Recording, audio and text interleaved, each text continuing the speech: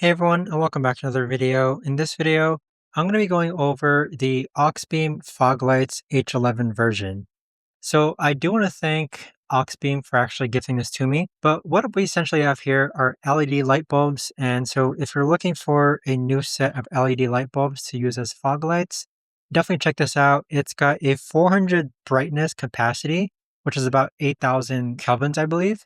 And with it, these also last about 60,000 hours. So I do want to point out that with my car, or one of my cars, it is a 48-volt light, which this would not work with.